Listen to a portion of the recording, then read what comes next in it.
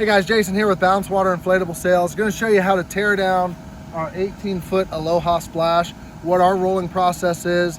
This will help you get in and out of yards quickly. Not only that, it'll help you with the dollies, right? So we like to, and I'll show you this, but we like to roll things about forehead high. That way downside is a little heavier to pick up on its end, but a lot easier to manage on a dolly, and takes up a lot less room in the trailer and a lot less room in your storage facilities. So we'll go ahead and start with shutting this unit off and kind of show you our roll process that we do. Go ahead, guys.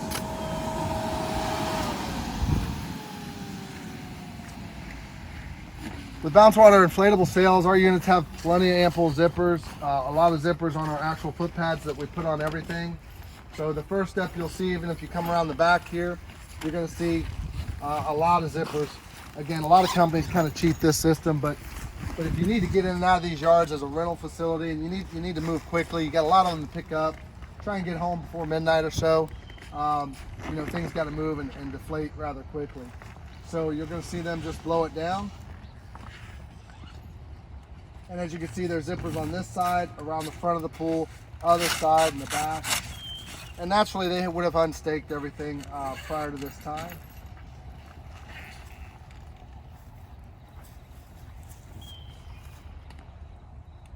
Holding the flaps open allows for the air to come out, of course, a little bit quicker than if you're not. And also, if you look at BounceWater inflatable sails, we put the Velcro on the other side of the flap as well too, so it'll stick and hold open at that point.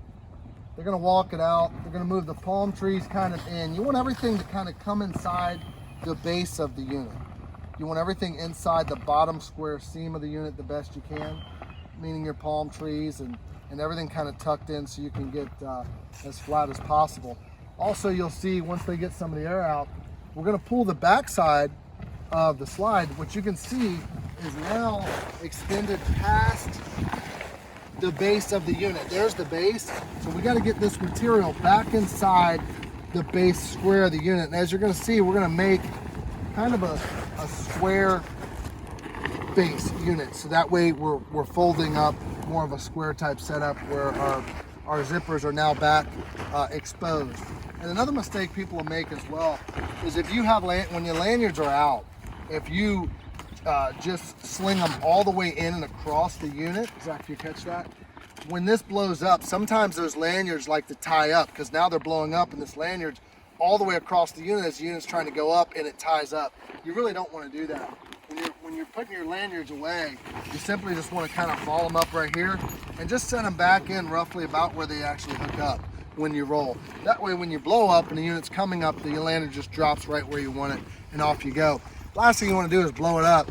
The lanyard got stuck up top, and it's happened to all of us. So the lanyard's stuck up around the palm tree. You're at the job, you're running late to your next job, so you got to blow it back down to get the lanyard off. So that's one of the reasons why we just throw them right back to where they actually hook in. As you can see, they'll walk it out pretty well. They're starting to develop the square. They pulled the back side of the slide in. BounceWater sails, we put stabilizers or foot pads on every unit we built. As you can see, there's massive zippers for it, but we do that to make it look a little wider, a little broader, a little more four-wheel drive type look, if you will. Makes us a little bit different than everybody else. We do it on our 16-footers, 14-footers, doesn't matter the size.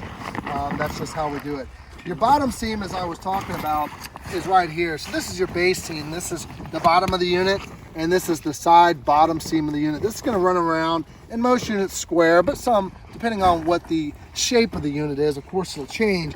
But as you can see, the base of the unit is right here. You can see the square run here, and you can see our vent holes on the bottom. But this is the base line of the square that we're trying to develop here. As you can see, this is starting to develop that square. If we come up front, we're going to have a pool. And what we do is we take our pools and we pull them back to the unit. As you can see, we're still developing the square. So we got the back of the slide pulled all the way forward to its square. And then we're going to go ahead and bring the pool in to this point right here. So now we're dealing with a square, essentially within reason, a square setup here. Trying to keep everything so our roll can be not only tight, but we want to try to manage that roll, at least for us. Everybody's slightly different. we try to do nose to forehead high. And why that is easeability on the dolly. So if you roll them this, you know, maybe 3 foot tall, 3.5 foot tall, when you pull it back on the dolly, it's extremely front heavy. So it's very hard to work with. So you're dollying in someone's yard and it's so front heavy, you really need to get the bulk of some of that unit back on where you can get stout here and have control going up the gate. And also if it's front heavy, if you go into an open trailer gate, it's going to tend to want to roll on your tip forward. So you want to alleviate that. So we're going to show you the quick folding method that is more normal in the industry, and it does work as far as keeping the unit a little bit cleaner, because the idea is you'll see, go ahead and fold half, guys. If you fold half, the way it should go is you should fold roughly half and then half and then fold it over again. We don't particularly do that. One other thing really quick, as you can see, we put weep holes, if you will, at the base of our units. Helps get all the air out of the base. If any water were to get in there, which doesn't really get in our units very much at all, you could also get that water out. So if you were to fold half, half, then half, it would look somewhat like this. So they're going to come in this side half, just half. Okay, so, and we're not going to do it that way because it's not how we do it, but just to give you an idea. So now you would have to take, just go in the half so we can show them the full movement. You would have to show them half, half, and half, guys. So where this would be half, you jump off, Zach. Where this would be half. The way that it's done by most manufacturers. So it would be pulled way out here, and then this half would have to then be folded again on top of the other half. The reason why that's done is because now the bottom of the slide is on the bottom of the slide, and all your interior material is hidden away so it doesn't get dirty.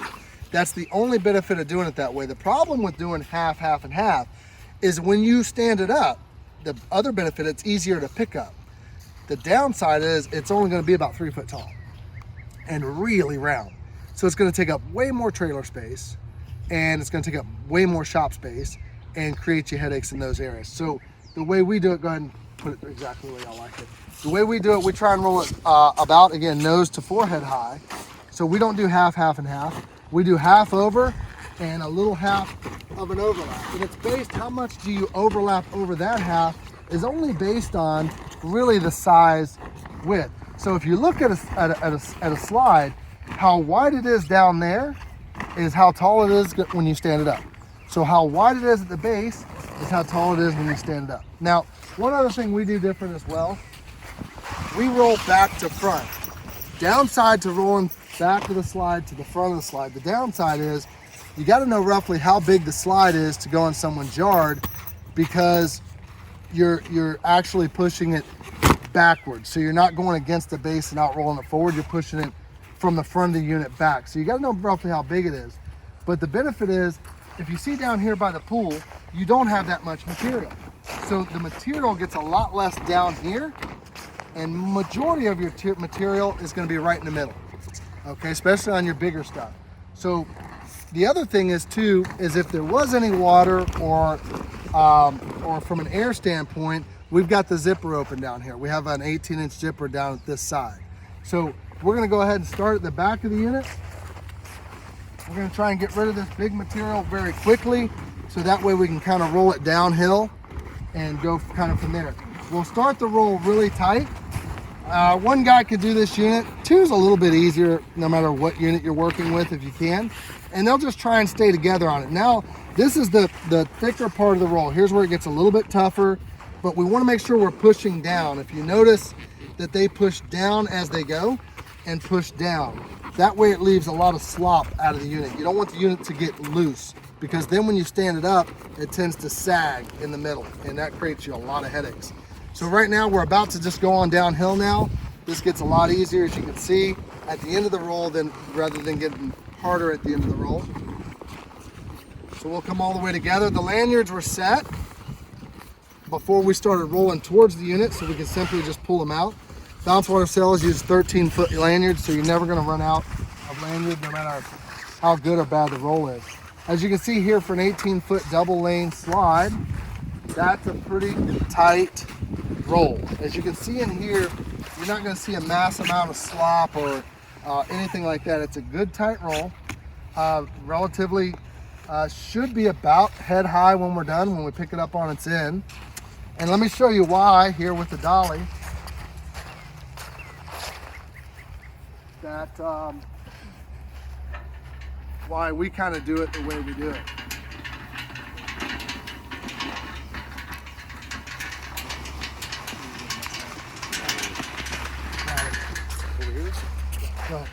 So when they put this on its end, it's a little harder to get up one side to this side. But the benefit is now it's this tall here. Notice the amount of room for an 18-footer that it doesn't take up in your storage facility or in your trailer. A massive difference there. Getting it back on the dolly, if it's this tall, is much harder to do. Here you can just rock the tip back, go ahead and pull it back, and it comes back that easy. Okay, and now moving it, see, if it was only this tall, it would be almost twice as rounded as it is right here. All that weight would be on the blade of the dolly in the front, always trying to pull you forward. This way here, if you got the proper dolly, you can actually just move it around because it kind of balances itself. There's just not much to it. You can actually just, hold it relatively easy, move it easy. And when you get it down to here, it's not going to be front heavy on you. So to move it, you can get your chest into it, and you're not so front heavy with the unit. So for those reasons, that's why we particularly do it this way. But each his own. Some companies are slightly different in how they do it. For us, we have a lot of units, so we really pay attention to storage, how much room we have to store it. And also, if you look in a trailer, this is more of the fatter rolls. These are brand new units from BounceWater Inflatable Sales. These are factory rolls, and as you can see, they're not as tall and they're much wider. Some of these in the back, that one on the left, these are all smaller units than what you see over there. But as you can see, they're much, much wider, and you'll see how much room they take up in a trailer and a storage facility. If you come back over here to a larger unit that's in this trailer, that's actually a larger unit, but look how much more narrow it is and how much easier, how many more units you can get in your trailer without having to go back and forth for your pickups. So any questions you may have about the rental industry, the setup process, the how-tos, what do you clean with? How do we sanitize? What's the best rolling procedure? What have you found the best tools out there to work with? Anything like that. I'm Jason with BounceWater Inflatable Sales. Send me a text at 813-947-5002. Actually, if you'd like, give me a call. You can do that as well. Or go to bouncewatersales@gmail.com. You can send me an email. We're here to help. You don't have to buy from us. We're here to help you in any way we can to make your life easier. You guys have a great day, and give BounceWater Sales a call.